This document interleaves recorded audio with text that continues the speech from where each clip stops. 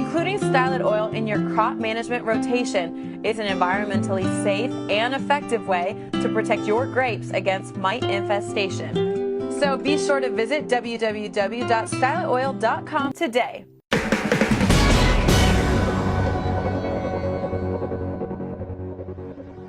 Hello, I'm Matthew Malcolm with California Dairy Magazine, reporting to you from the Madera County Farm Bureau, where the UC Cooperative Extension held an outreach event addressing sorghum silage growers.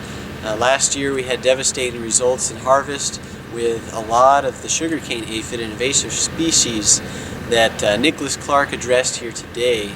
And here's Nick with some advice on dealing with this pest moving forward. In the middle of summer in 2016, in the southern San Joaquin Valley, so from Fresno County south, we got several reports of sorghum fields that were having trouble controlling aphids with some of the older or broad spectrum materials. And after several samples were taken and submitted to CDFA, we were able to confirm that we had a new infestation of sugarcane aphid in California. This is an aphid that has expanded in an epidemic across the southern United States and affects both forage and grain types of sorghum. The problem in California is that we don't have very much information on how this insect pest will affect the quality and yields of our forage sorghum in our cropping system out here. Some things to take into consideration from the lessons that we learned after last year are that this is a pest that will explode in population very quickly. The averages show that a population of about 50 aphids per leaf can expand to 500 aphids per leaf in as short a time as 2 weeks. So early detection and control are very key in managing this pest.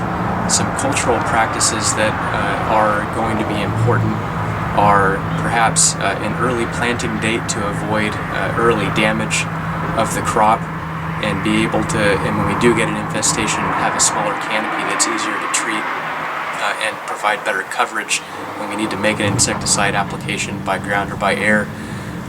Planting neonicotinoid treated seeds is shown to offer protection up to 40 days after crop emergence. But I think the key here is going to be making sure that we get early detection. The treatment threshold that's recommended across the South is 50 aphids per leaf.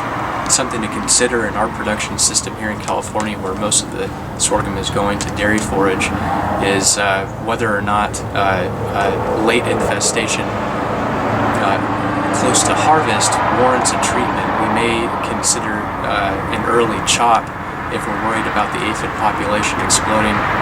We just saw some data presented today where we were being able to tease out differences in forage quality with really bad aphid infestations, which is generally what we saw last year.